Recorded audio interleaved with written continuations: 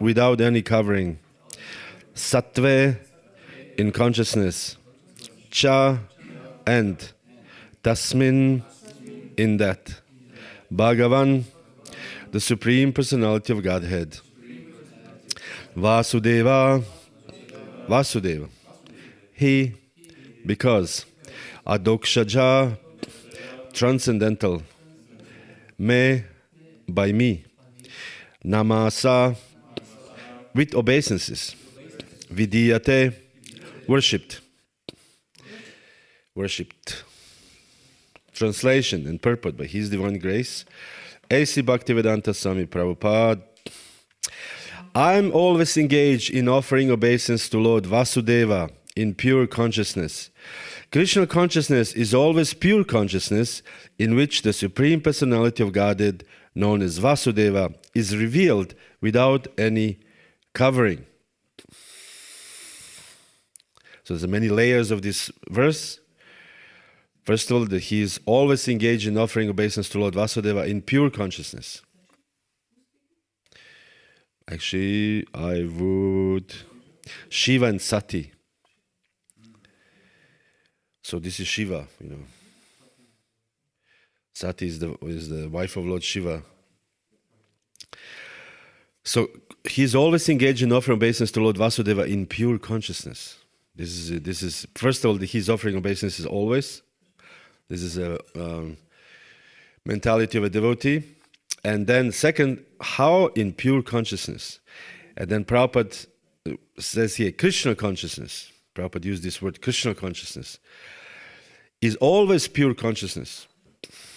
So, in which the Supreme Personality of Godhead, known as Vasudeva, is revealed without any covering. So, meaning when we are Krishna conscious, we are conscious of Krishna, that means that this is a pure consciousness. And therefore, in this state, we can see Vasudeva and he can be revealed to us without any covering. Because now, you know, we have so many coverings in the material world, and Krishna reveals himself in different prisms, you know, different, how do you say this, coverings. Like we have different glasses. And Prabhupada says, for example, one of the covering is that materialists who don't believe in God, atheists, Krishna comes in the form of death. So this is Krishna, but they see only death. You know, and some other people see something else. Some other people see Brahmanda, universe. Some we saw yesterday. We read yesterday, the day before yesterday, about universal form. How Krishna entered universal form, and people see this in the Bhagavatam. It is described how various devotees who are pure devotees in Vaikuntha Loka, they assume different forms, and these forms they assume according to their devotion in this life. So they just, when they die or leave the body, they assume the form there based on their devotion to the certain deity. And they said, you're devotees of Varahadeva, they assume the form of Varahadev. But this is completely voluntary. They don't need to, but they like it, you can say. And some devotees, this is for me very interesting, was interesting, they assume the form of a Virat Rupa to worship, because they worship their Lord in Virat Rupa form. So they assume the form of Virat Rupa themselves in Vaikuntha Loka. Devotees, who are pure devotees in Vaikuntha. How does that look like? We don't know. But the point is here, the Krishna is revealed without any coverings. And in the material world, there's so many different coverings. And you have therefore you have various religions, you know. And this religion said, this is, you know, Allah, He's the only. Recently, we had this, you know, preaching, street preaching, and one man came and he said, I like all this, it's nice, but I'm a Muslim, you know. And he's not envious Muslim, he will not kill us. But he said, it's very unclear, India, so many things. India, there's this guru and that philosophy is right, that philosophy is not right. In Islam, we have one, and God is there, and everything is so clear, and we believe in this one God. This is like a highest thing. I said, well, this is also, you are I don't want to say complain, but you said something that there's so many, in India there's so many different philosophies, but your philosophy is just one of the many different philosophies also. You think it's clear, but it's actually, for me, it's unclear. And he was a little bit, but he took a book. He was nice. He was a nice man, older man from Iran. And so the point is here that Krishna reveals himself as he is. And therefore Prabhupada took this purport to liberty to say Bhagavad Gita as it is. So Krishna revealed himself as it is. But the problem is this, problem with this revelation of as it is, and this is also layered. You know, Krishna revealed himself as in Vaikuntha as a Narayan, but actually he has other forms. He has a form of Balaram, he has a form of Krishna in the servitorship, and or Krishna in Dvaraka, or Krishna or Ramaloka. So these are all different, you can say, layers. But these layers are spiritual. These layers are actually without any covering. Anyways, let's read a little bit about the purport. The living entity is constitutionally pure. Asango hyayam purushaha. In the Vedic literature, it is said that the soul is always pure and contaminated by material attachment. The identification of the body with the soul is due to misunderstanding. So I took some time to find this verse, Asangyo hyayam purusha. And this is the verse from Brihad Aranyaka Upanishad. And translation is more or less, the living being has no intimate connection with the material world. Asanga, hyayam purusha. Purusha is a living entity, and asanga means not connected. And this is, I was thinking, where is this from? And I looked at actually Brihad Aranyaka Upanishad. And it's a very nice, actually very beautiful story. It's a philosophical story, as many think Upanishads. Upanishads are actually part of the Vedas, the different Vedas. I think Brihad Aranyaka Upanishad is part of the Shukla Yajurveda. It's like a pure or white Yajurveda. Veda is one of the four Vedas. And Brihad Aranyaka Upanishad supposedly is one of the first, if not the first Upanishad. There's no timeline which Upanishads are first, but there are 10 or 11 Upanishads, 11 I think Upanishads, which are main Upanishads, and the others are, addition to it. And at many acharyas, it said one cannot be an acharya in spiritual, like Indian spiritual culture, unless you wrote a comment on one of the Upanishads at least. And therefore, I'm not saying because of it, but Prabhupada, Srila Prabhupada has commented on Isha Upanishad. Because Isha Upanishad deal with God. The other Upanishads have different, I didn't study them much, but this one particularly, but all of them have this particular one has very interesting story. But the story is, again, it's a story, it's a philosophical, you can say, analogy. And therefore Upanishads are very amazing books actually, because Upanishads are meant for the highest order of spiritual elevation in society for sannyasis. Aranyakas for the Vaishnava, for the Vanaprasthas,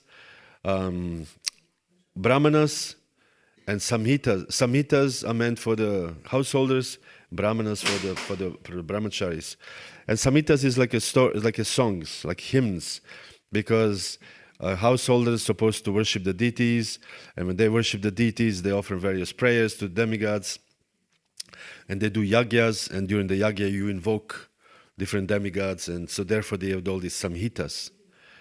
And so we see also in our society, we have many songs, and people mostly are not philosophical, and they appreciate songs. Therefore, Bhaktivinoda Thakur, Narottam Das, they wrote very many beautiful songs of a Gaudiya Vaishnava philosophy, you can say.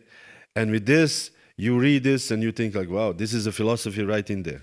Like with Jaya Radha Madhava, this is a song by Bhaktivinoda Thakur, and he basically explained the spiritual world.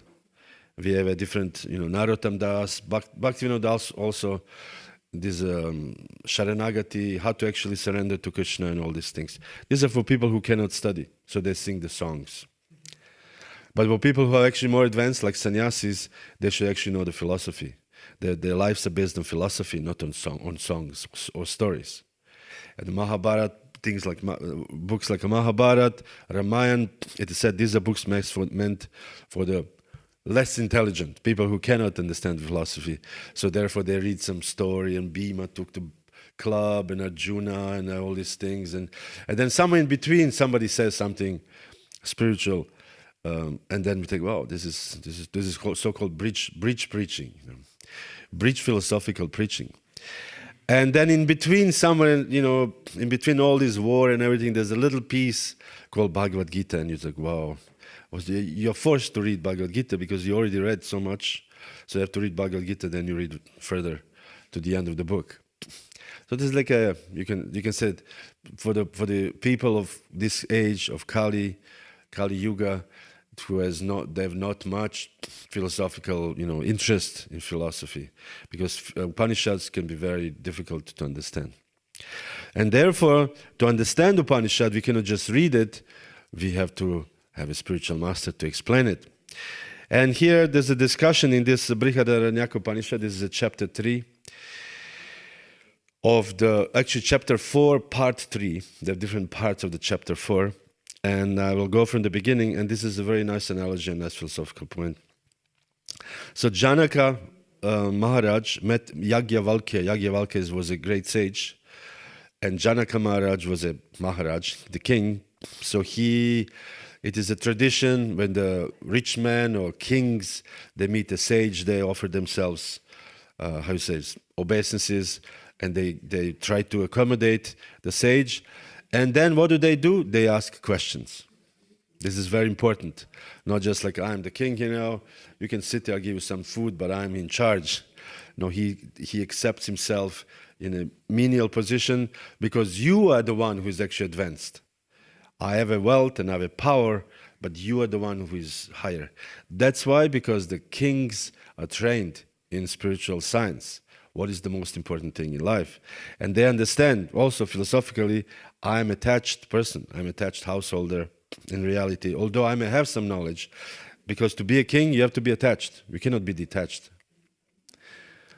You cannot be detached and say, oh, it's okay, it doesn't matter. You have to be attached.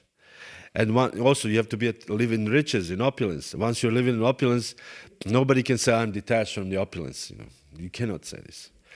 Because the nature of the opulence is to be attached. In the 5th canto of Srimad-Bhagavatam, chapter 1, Maharaj Priyavrata was very detached. He was meditating in the mountains with his guru, Narada Muni. Imagine your guru next to you. Actually, this is just one tip. When I was in Mayapur last time, there was one devotee, I read something, I don't want to say from where, but this devotee said, I imagine when I chant my rounds, that one round I'm sitting next to Bhaktisiddhanta Saraswati. One round I'm sitting next to Bhaktivinoda Thakur. And so on and so on. So he's 64 rounds, each sitting next to, imagine, the Narada Muni sit next to you, you're chanting your rounds. You will not be so inattentive, So I tried this, at least when I was in Mayapur. It works really well, because you think, oh my God, I don't want Bhaktivinoda Thakur to see that I'm spacing out, So you have to. Anyways, this is just a little tip. So this is interesting meditation when you chant your rounds tomorrow morning.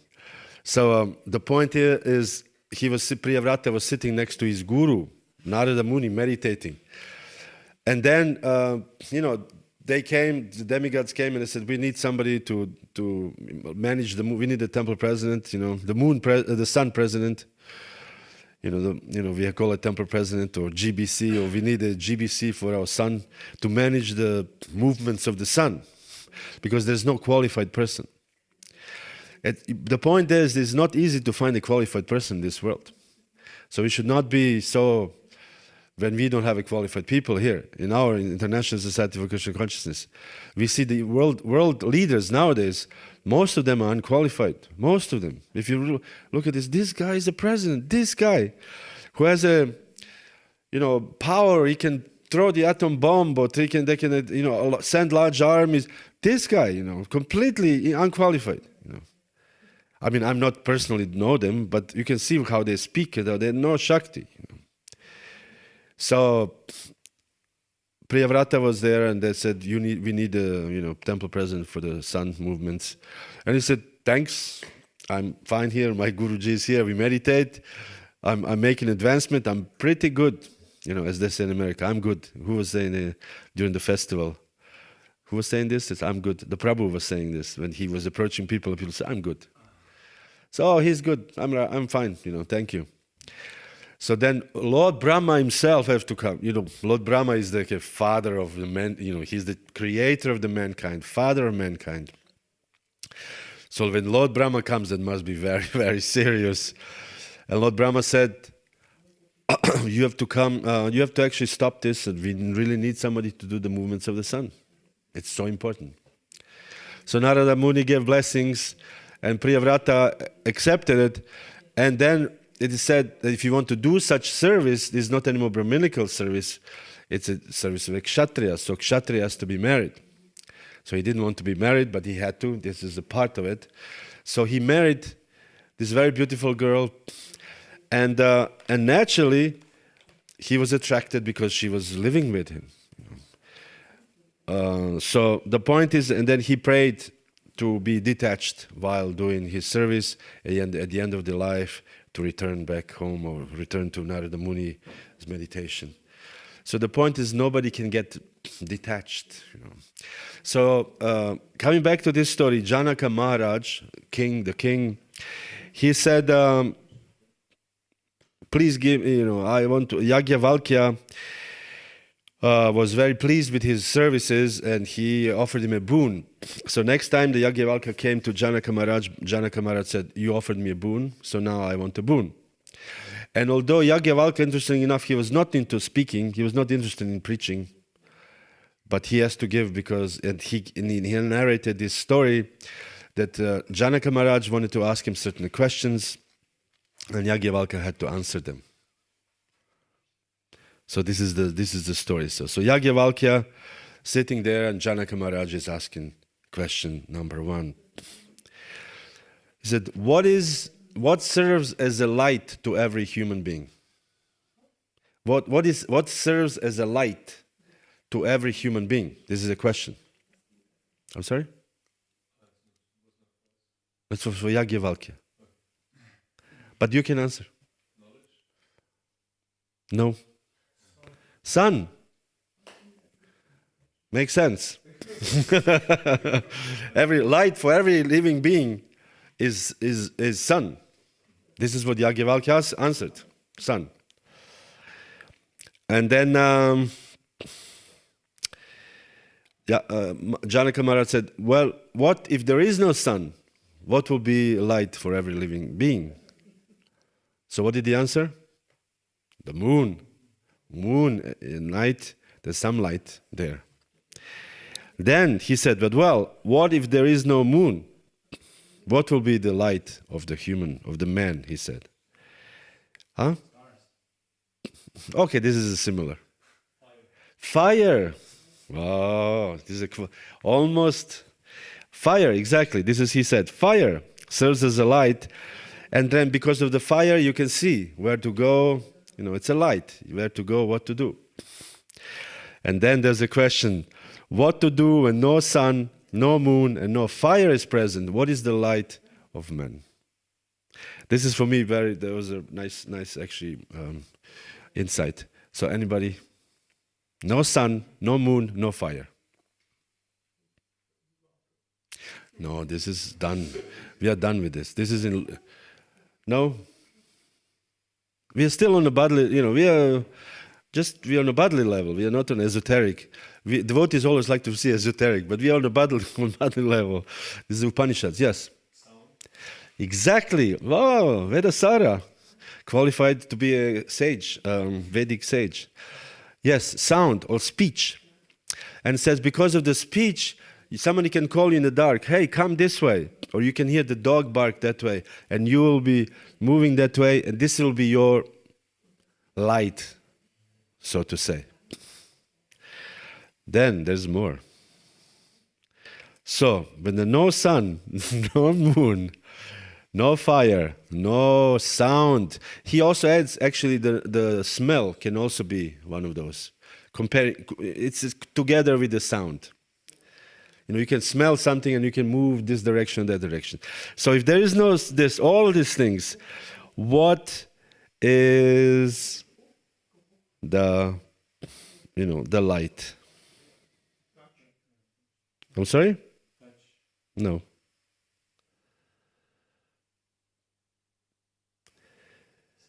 I wanted to maybe read a little bit of a purport, not purport, but some explanation to this. Maybe I'll just skip it. So he goes directly to the self. The self itself is actually illuminated, because of the self, we go to certain directions. This is what Atma, this is what he uses this. So the question is now, so he gives the example, how does that work? I'm leading this story up to this point of this, what Prabhupada used, this quotation, Sanskrit quotation, which is Asango Hyam Purusha. Because this verse comes in the 16th verse of this Upanishad. So he's giving this story, no sun, no moon. So in the end, the self. So he gives the example, when people are awake, they do certain movements, they're awake. But when they're asleep, they dream. This is actually, the Upanishad is very interesting. I have to maybe research a little bit. Talks about dreams, talks about reincarnation, talks about how to choose the next body. It's pretty deep, you can say, philosophy. So he says, when someone is dreaming, he actually experiences this world. It's not like this world is not false. He's whatever people do. As Prabhupada says, we dream of a golden mountain, or because we've seen the mountain was there. But he experiences this thing. On the other hand, the body is just unattached. He's not attached to the body. So then, the same way, when he's attached to the body, he comes back. This is one interesting point here. It is said that when one is in deep sleep or has some dream about something, we should not wake up people really fast, because he may not be able to come back to his proper subtle body, cannot enter the gross body properly, and it may be some disturbances. So if somebody sleeps, don't wake him up so abruptly. So this, they have these pranks, they do beep, somebody sleeps. This is very bad. So, not Shastrik. So when so his explanation here, Yajnavalkya's explanation is, because of his self is illuminated, he can go to one's reality as a dream, or he can go to the real reality, the bodily reality, but he himself is not attached to both. So this was his explanation, and then there is this verse that he is Asango Hyam Purusha. Purusha is not connected actually to either of the two. This is an analogy. I thought it was a very nice analogy. Anyways, so I read the purport now. Prabhupada. In Vedic literature, it is said that the soul is always pure and uncontaminated by material attachment. The identification of the body with the soul is due to misunderstanding. As soon as one is fully Krishna conscious, it is to be understood that one is in his pure, original, constitutional position. This state of existence is called Shuddha Sattva, which means that it is transcendental to the material qualities. Since this Shuddha Sattva existence is under the direct action of the internal potency, in the state, the activities of material consciousness stop. In this state of Shuddha Sattva, material activities stop. For example, when iron is put into fire, it becomes warm, and when red hot, although it is iron, it acts like fire. Similarly, when the copper is surcharged with electricity, its action as copper stops. It acts as electricity. So anyways, there's more purport to it, but the point is, what Prabhupada mentioning is Shuddha Sattva is the platform when one understands Krishna. And so it is important to be on this Shuddha Sattva platform as devotees. So we, sometimes devotees, or many times actually, devotees get trapped in the Sattva without Shuddha, in a Sattva guna. Especially, we become a little older devotees, and then we cannot hear the loud kirtan because it's, too loud, mode of passion, or we cannot, I don't know, different services we cannot do, or we don't like big crowds because it's not sattvic. Yes, sattva is very important, but at the same time, our process is nothing to do with sattva guna. Our process is actually vishuddha sattva, because it is directly connected to Krishna. Of course, we should not stay in mode of passion, replacing it and thinking mode of passion. Mode of passion is actually shuddha sattva. We should always be engaged on the transcendental platform serving Krishna. So I'll read a few verses here. 11, 25, 24. No, sorry, actually 14:6 from the Bhagavad Gita says that the mode of goodness, being purer than the others, is illuminating and frees one from all sinful reactions. So when one is in mode of goodness, you're not so keen to do sinful reactions. But those situated in the mode of goodness become conditioned by a sense of happiness and knowledge. You have knowledge, you're reading Shastra, you think, oh, I'm fine. There's this Greek philosopher called Epicurus. His philosophy was moderate, to be moderate. Enjoy your life, but in a moderate way. And he said the perfection of life is to eat a bowl of cheese with your friends. That was funny. But, it's a deep meaning to it, meaning you enjoy, cheese is enjoyable at that time, at least in Greece, even now, we like cheese. And friends also, friendship, nice relationship, mode of goodness, we're talking a little bit this and that, little cheese, and everybody goes home. Jaya Shri Prahlad Nrsimhadeva ki Jai. So this is mode of goodness. So he advertised that sense gratification, like as they call it, hedonism, is actually harming you. Because if you drink too much, the next day you will sick. If you take nowadays, so many drugs, people take drugs and they get, in the beginning maybe cool, but after some time you damage your brain. And we have unfortunately, Hare Krishna movement, experienced the people come. I had one bhakta once who was, he was on the street from 13 years of age, on the street, living on the street.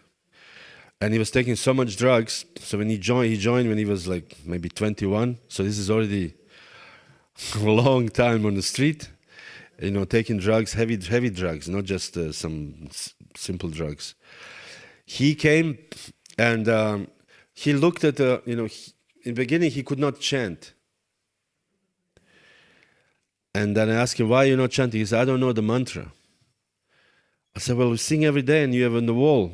He said, I cannot read. Because he said, every time I look at the words on the wall, the words are floating, coming back and forth. And I cannot see. He cannot see the words properly. Because so much his brain was so messed up. So this is the other side of the sense gratification, or whatever. People get venereal diseases, or they became greatly unhappy, depressed. As Prabhupada says, if the sexual enjoyment is the highest happiness, then the prostitutes will be the happiest people in the world, but they're somehow not. So, therefore, moderate life is actually mode of goodness, and particularly with the highest sentiments of philosophy, of religion, where you're religious, and then really very nice life, and therefore this is happy life. But, according to Bhagavad Gita, this is conditioning by a sense of happiness and knowledge. This is also Maya, interestingly enough. So this is the Maya which devotees many times fall in trap because they think mode of goodness is Krishna consciousness. Yes, but there's also higher. There's a Vishuddha Sattva. Prabhupada said in 11th canto, Srimad-Bhagavatam, actually it's not Prabhupada, but Krishna Dvaipayana Vyasadeva, 25-24, Kaivalyam Sattvikam Jnanam, Rajo Vaikalpikam Chayat, Prakritam Tamasam Jnanam, Manishtam Nirgunam Smitam. Absolute knowledge is in the mode of goodness, meaning knowledge. Spiritual knowledge is in the mode of goodness. Knowledge based on duality is in the mode of passion, means this is my enemy, this is my friend, I can rip this person off like a businessman, I can sell this thing, send them some, sell them, banana, sell them whatever, but with this they must buy my nuclear waste, like many countries, underdeveloped countries. Actually, I was once, I was buying books from the BBT in one country, I don't want to say which one, and there was at that time the book called Second Chance, Ein Angesicht des Todes, and this book nobody wanted to distribute, nobody. So they have many boxes. So the BBT in charge, I was the underdeveloped country in his case, and to buy all other books, I have to buy 6 cases of Ein Angesicht des Todes. So as a rebellion, I bought all of them. I didn't buy any other books. I bought only this, and we distributed this, and it was a great success, I'm telling you. So, which is my Kshatriya blood, I could not tolerate injustice. So, anyways, that's just a little story. But the point here, the knowledge based on duality is in the mode of passion. This is more, as we spoke yesterday or the other couple of days about competition. Competition is actually based on duality. So this is also mode of passion. I'm going to be number one. On the end, we should all be happy that so many books went out, and we should be very happy. I heard one devotee told me once, he was first day on Sankirtan, he was a very young, like 2 weeks in the movement or something, or 1 week, someone really young in the devotional service. And then the Sankirtan leader is a compassionate, advanced devotee, said, you come with me on book distribution, I show you how to distribute books. And the Bhakta said, okay, Bhakta was there's some devotees who are very literal devotees. They don't understand that all these subtleties. If you tell them something, they just take it or don't take it. So he went out and he told him, we have all these books here, and all these books have to be distributed today. He told him as a, And so the Bhakta went out and he did 94 books the very first day. And the Sankirtan leader did like significantly less, half less at least. So they came back, and Bhakta was like, Hare Krishna, I did all the, you told me to distribute all these books. He was not puffed up. He's just like, new Bhakta, and you told me to do this, and I did it. So the leader said, how dare you? This is an insult. This is an offense. You distribute more than me. And he became very, very angry, And Bhakta, he could not understand. Why are you angry? You told me I did this. So this devotee later on became a very big book distributor. I don't know what happened to him actually. I asked somebody and they did not know. Because this was still, I think, USSR still existed. I'm not sure. Anyways, he's from those countries. But that was really, wow. So the point here is that you can be also in a mode of passion if you make these distinctions. This is the person, or this is the woman. What can woman understand? What can this bhakta from? He doesn't even speak. I experienced when I joined in Vrindavan, I didn't speak English almost any, and there people many times laughing at me because I could not say proper word in English, and they think, oh, he's stupid. He's stupid. He doesn't speak our language. I mean, I was stupid also. It's not like I was not. But the point is that we should not. If we discriminate like this, we do not need only discriminate. This is my enemy. This is my friend. But also other discrimination. We think we are better than somebody, or somebody is lower, because he's from that country or whatever reason. So this is the mode of passion.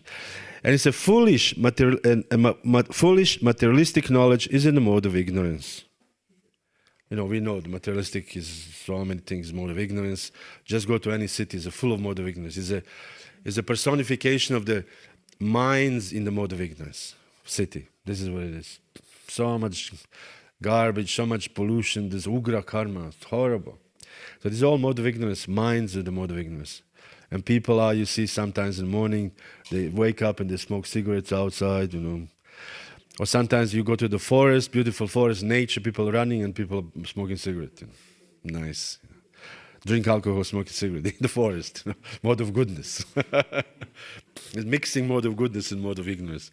Anyways, but Krishna says, knowledge based upon me, manishtan, nirgunam smritam. This is the transcendental nirgunam. This knowledge about me is nirgunam. So this is important to know that even the demigods, who are very most advanced devotees, they actually influenced by the mode of goodness. And they said, the verse, interesting enough, from the 6th canto of Srimad-Bhagavatam says that demigods, although they are so advanced, very rarely they render pure devotional service to Mukunda. Rarely. So to offer pure devotional service, it's not so easy. It's not so easy to offer pure devotional service. Because we have so much influence from these three modes of material nature, and says, first of all, even mode of goodness is never pure goodness. It's always mixed in passion. Ultimately, sleeping is mode of ignorance.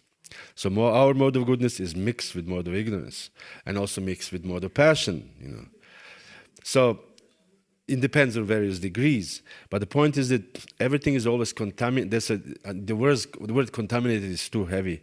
Usually, contaminated means, what's the name, corona or whatever, there's some nuclear disease or something contaminated. The land is contaminated by the nuclear waste.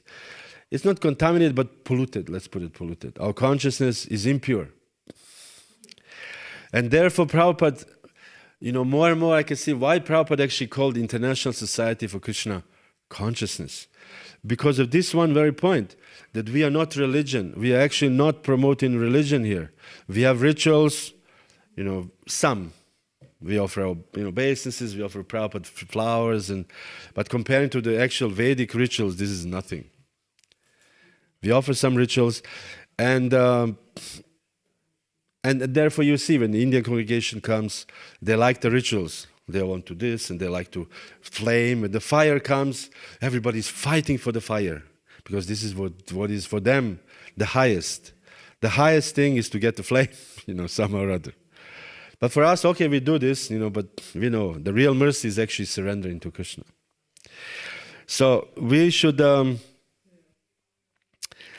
understand this and try to actually always act in this Vishuddha Sattva. And how to act in Vishuddha Sattva is described in Nectar Devotion. 64 items of devotional service. If you just follow the 64 items, this is how actually act. In the Bhagavatam, the Bhagavad Gita, in the 2nd chapter, is described. Arjuna is asking Krishna, how does one who is transcendental engage in your service? How does he sit? How does he walk? How does he speak? And what is his activities? So this is exactly what is his activities. And how does he speak? How does he sit? It is described in Nectar Devotion. One should not sit in front of the deities, holding the knees together. One should not turn back to the deities. One should not, pass air in front of the deities. One should not speak loud in front of the deities. One should not glorify others in front of the deities, for example. Then, what should one speak? What should offer? Very favorite item to Krishna. And what is the most favorite? Ourselves. So we offer ourselves to Krishna, meaning we want to surrender ourselves to Krishna by taking initiation, and then that means we accept the spiritual master and service. And serve the spiritual master and serve the devotees. So this is transcendental. So in all this, so many, things, items of devotional service by Rupa Goswami, they can always be a little bit mixed here, mix from here, mix from there. We should always try, as good gardeners, as Krishna Mahaprabhu, Chaitanya Mahaprabhu says in Chaitanya Charitamrita, to weed out these things which actually may be influencing our Vishuddha Sattva, this mode of passion, mode of ignorance, and even mode of goodness. And when we weed out, this is our duty. This is our Chaitanya Mahaprabhu said, we are gardeners. We have a plant, and we have to care for it. So this is, devotional service therefore is an active principle. Devotional service is not a passive. We are sitting there, I got initiated, and after 30 years automatically I'm receiving the status of Paramahamsa, Haribol. And after 75 years, I'm ready to go back to Godhead. It's not necessarily. If you don't take out this weed, we have to be very active in our performance of Krishna consciousness. And therefore, Prabhupada called it Krishna consciousness. That our consciousness always have to be in Krishna, means Vishuddha Sattva. So this is important. These other things, ritualistic ceremonies, what we do, temple life, members of the ISKCON, International Society for Krishna Consciousness, these are, you can say, secondary. These are helpful, very, very, very helpful, very, very, very helpful things to actually reach this Vishuddha Sattva. But the goal is Vishuddha Sattva. The goal is not this other things. So this is just like Arjuna. I mean, imagine you have to fight, and then you said, okay, you fight, but you know everything depends on me. You're just an instrument, and you're wondering, like, why would I then fight? You know, if everything depends on you, you arrange everything. Why should I? So, but not only that you have to fight, he has to fight with the greatest enthusiasm, knowing this is for Krishna. So this is what are we doing? We are doing, members of the International Society for Krishna Consciousness. But the real thing is actually knowing that all this is just helping me to achieve this Shuddha Sattva platform, to actually render pure devotional service. By the same time, I have to do my services really properly, because this services depends my Shuddha Sattva consciousness. So it's interactive, you can say, thing. So therefore, when we have even a minimal service in Krishna, in our movement, in our society, we should take it very, very seriously. Even if it's garbage throwing or floor cleaning or whatever, this is very important, because this is for Krishna. And by this, although this is material, this is just a garbage. Everybody has a garbage, material. Every house, all these houses, they have garbage. But our garbage is not ordinary garbage, because our garbage is garbage for Krishna. So, but at the same time, it's just a garbage. It doesn't, my goal is not to clean the garbage. My goal is to develop my Krishna consciousness. But I will develop my Krishna consciousness by cleaning the garbage properly. Hare Krishna. Nimitta bhava savyasachi. You have to just be the instrument, and I am the doer. Hare Krishna. Thank you very much. Do you have any questions? Yes, Prabhu? Hare Krishna, Prabhu. Yes, regarding the weeds, the removal of the weeds especially, is it like you get conscious of these weeds and then by the grace of the holy name they get removed, or is there some extra effort in removing those weeds? What is it? Are you conscious of the weeds, or you need to do extra endeavor? What is it? Yeah, is it like you get conscious of those weeds, those impurities, and then the holy name would purify it, or is it some other conscious effort we need to do to remove those? Both. The answer is both.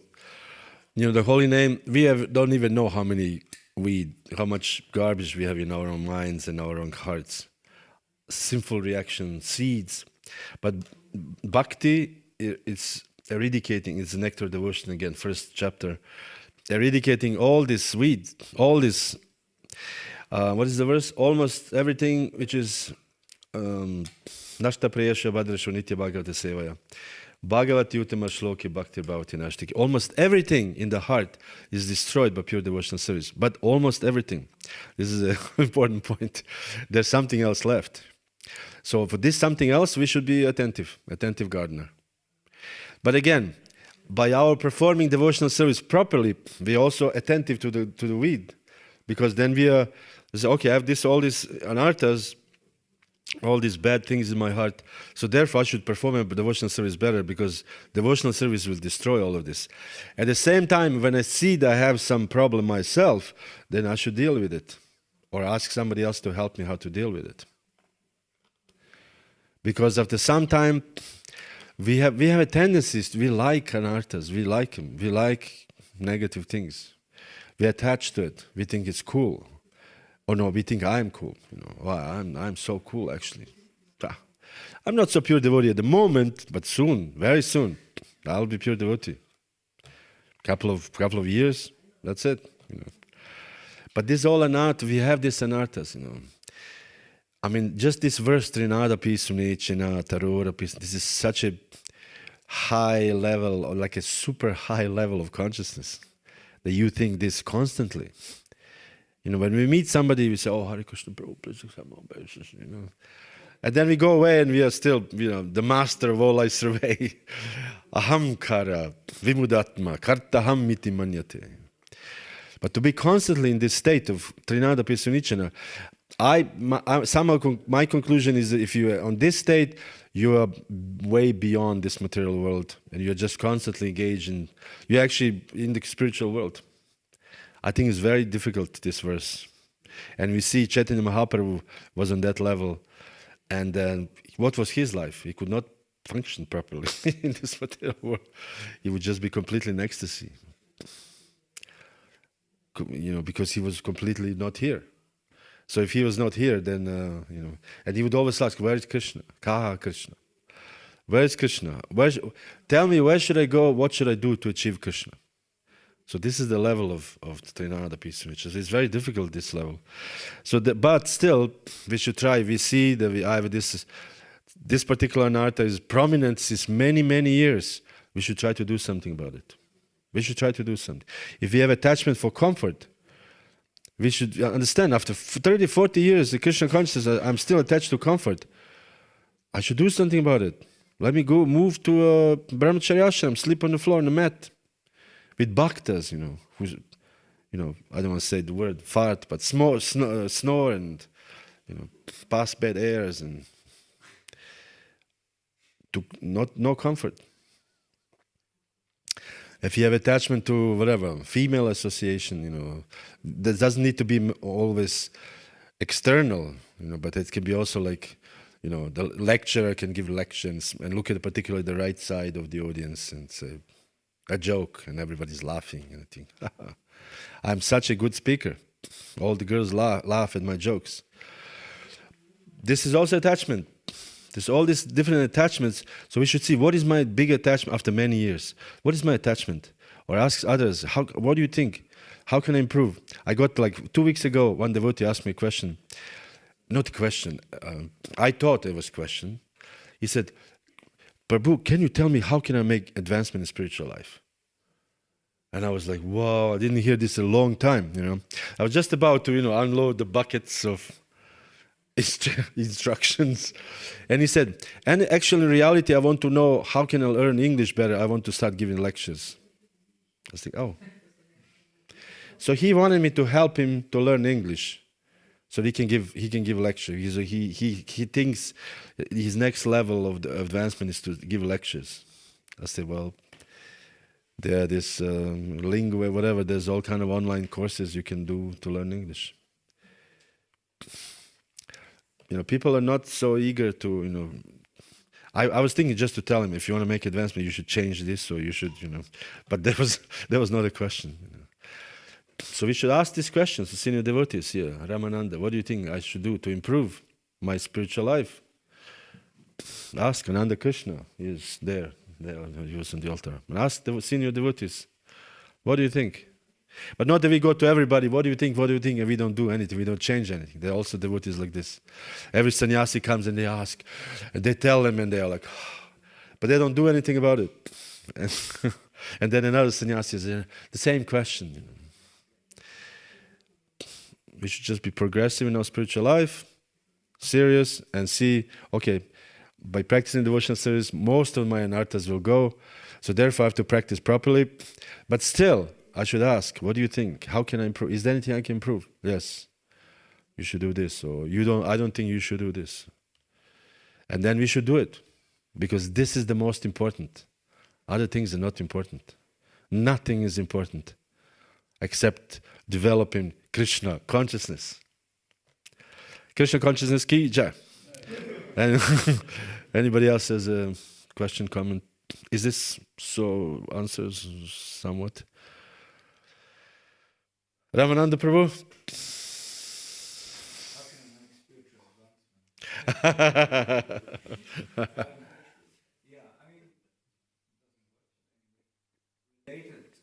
How can I make microphone work? Beginning you spoke about you touched the point though. We have to have some attachment also to some spiritual practice or whatever. Yeah, let's say some devotees say you have to go to, you have to meditate on Goloka Vrindavan. As Gaudiya Vaishnavas, that's our goal. But sometimes, and we see this also in life of Murari Gupta, sometimes we have some other attachment, spiritual attachment. And some maybe don't have any specific attachment. Yes.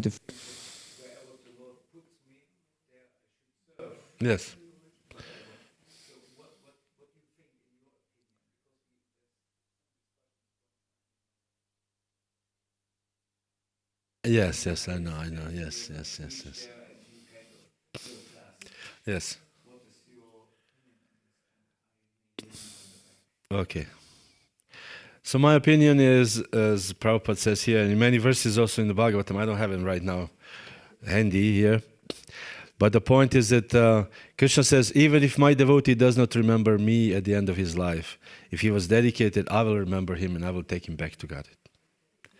So it's not like you don't meditate on Radha and Krishna and Goloka Vrindavan and you are now nonsense because you practicing 50 years of dedicated service and meditation on Krishna and so much sacrifice, and after 50 years you don't remember Radha Rani's uncle or whatever, then you are useless. It doesn't work that way. Krishna is not Krishna is actually a person, and Krishna is a soft-hearted person. So therefore, Krishna will not neglect such a devotee. There are quotes. And second of all, we even have even more so, we have a mercy of Lord Chaitanya, Lord Nityananda. Lord Chaitanya, Lord Nityananda, there is no end. I said the mercy of Lord Nityananda has no end. There's no limit. We have like I have limits. If someone is really nasty, after some time I say, okay, I'll tolerate some time, but then Hari Bol, that's enough, Enough is enough. Even Prabhupada, he even told one disciple that he should leave the society, one. But he said, Lord Nityananda has no limit. Nothing that you can do to offend Nityananda. Nothing you can do that he rejected you. Nothing. Imagine. Most rascal. And Nityananda would say, it's okay. He chant Hare Krishna. It's all right. So, yes. So this is the thing. And the third of all is, of course, Krishna promised, Konteya pradijanihi name bhakta pranashati. I will never abandon my devotee. And he will carry what we have lack, what we miss, and he will support what we already have, what we have done for him. Because we're all imperfect. We cannot be perfect. Like, for example, Prabhupada, as we heard this the other days, Prabhupada had a personal darshan of the Goswamis who told him, Rupa Goswamis, who told him, don't worry, just write your books. We'll take care of everything else. So we cannot do everything, but we can do something which we're empowered.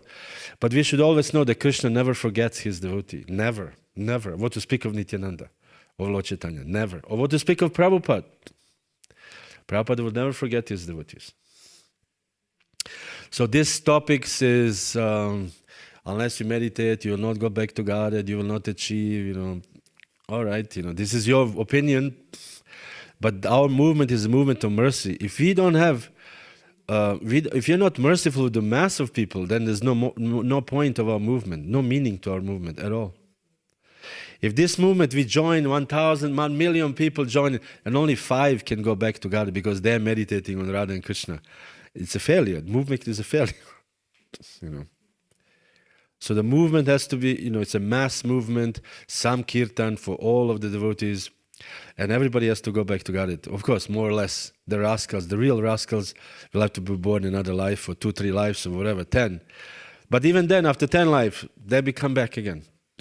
So Krishna never forgets them. And devotees who are dedicated, who chant 16 rounds or practicing properly, seriously. Prabhupada says, Prabhupada says they're guaranteed back to God. So Otherwise, there's no meaning to the mass movement. What's the point of millions of people joining and book distribution, standing on the rain, on the sun, and doing this and that, and preaching to the bhaktas who are completely spaced out, wasting your time? How many times I was thinking, man, I speak to these bhaktas, I'm looking at my watch and they're like, I really like, I was once in Africa, and I was like, really? Wow, this is so interesting. You listen all kinds of things because you have to. This is the part of the preaching, and once they speak and then you become their friend, and then they want to join, and you try to convince them to shave up, they're not ready, and you say, okay, next week, and and they finally join, and they get initiated. It takes like 3 years of your time, of your time. In my, I did so many times in my life this. Many times I was once in one temple, and they called me, Bhakta, such and such wants to leave the movement tonight. So I sit in a car and drive 4 hours, to arrive to Bhakta, and I wake him up at 12 o'clock at night. I said, what's happening? You want to leave? And he said, yes. So I spoke to him until Mangalartik, convinced him not to leave. And he tells me these ideas, how he wants to start movement of his own. And I said, that's a very good idea. I said, it's a very good idea. It's a wonderful idea, actually. Because I saw he was so attached. And I said, tomorrow you can leave. You can go tomorrow. And, just wait, sleep here one night. I'll make sandwiches for you. You can leave or this. And in the morning he woke up and he realized this was a foolish idea. And then I said, yeah, actually it was a very foolish idea. And then I spoke to him until lunch, whatever. You have to do all these things for one person to stay. So this is our tapasya. This is our tapasya. And for this tapasya, you cannot tell me, nobody can tell me that Krishna does not appreciate, that you will not go back to Godhead because you listen Bhakta so-and-so mental state for 1 week, or whatever. You did not meditate on Radha and Krishna. Lord Chaitanya personally appreciates, Lord Nityananda personally appreciates, Srila Prabhupada personally appreciates. We saw this letter of Prabhu was reading the other day, Trai Prabhu. Prabhupada says, rest assured, there's no higher service than preaching. And Bhakti said, this is the highest in Kali Yuga. So if my guru, Param Guru tells this, so why would the Krishna say something? Oh, no, you not. Do you know who is Radharani's brother? No, you don't know. Of course, as the time progresses, we should become more interested in these topics. As I said the other night, Bhaktisiddhanta Saraswati said after 20 years, each mat member should know these things about, little higher rasas and little more esoteric things. But it's not like if you don't know that you'll be forgotten. Just for the end, Bhaktisiddhanta, talking about Bhaktisiddhanta, once one devotee asked Bhaktisiddhanta Saraswati, Guru Maharaj, you say that we should all chant 64 rounds. And except you in this ashram, I don't see anybody who chants 64 rounds. And Bhaktisiddhanta Saraswati said, you don't see, but I see it. He said, all these people who do service here, this is as good as chanting. Of course, we don't undermine chanting and we say, okay, nobody should chant, just clean the floors and this is good. But Bhaktisiddhanta saw no difference. He saw no difference between the mat service and chanting Hare Krishna. So what to speak of preaching, to go out there and convince some, dull-headed people, and to go, also it's people attacking you or people are offending you or just neglect. Neglect is the worst. I just experienced, I was in Hong Kong some years ago. They said within books, it was the worst time in my life. People you don't exist. You just don't exist. Have you been in Hong Kong, the within books? You just don't exist. You said, excuse me, they're just like you are somehow made from fine stufflich, They just walk through you, Or they do like this. I was like, wow, this is so offensive. I was so hurt. I remember first time. My heart was paining. And I went 2-3 days like this on the street and thought, man, this is horrible. This is horrible. But then I thought, I have to get them. So I went to the supermarket. They come out with a shopping van, and I stopped them. I stopped the shopping cart. I said, excuse me, and don't let them go. And then I offer them a book. And they have money, they just have shopping, and this worked. So if you go to Hong Kong, this is a good way. Also parks. You go to the park, and somebody sits on a bench, I sit next to them. Say, hello? Because on the street is like, I felt like a most idiot of all idiots. Excuse me. Ramananda Prabhu, is this satisfying to you? Yes. It's 8:58. Thank you very much for it. I actually finished, for your information, I finished the lecture at 8:35 or 38. So these are all the questions now. I didn't extend my time. So, Jaya Shri Krishna Chaitanya Prabhu Nityananda Shri Advaita Gadadara Shivasadi Gaura Bhakta Vrinda Hare Krishna Krishna Krishna Hare Hare Hare Rama Rama Rama Hare Hare. Jai Srila Prabhupada ki jai, Gaura Bhakta Vrinda ki jai.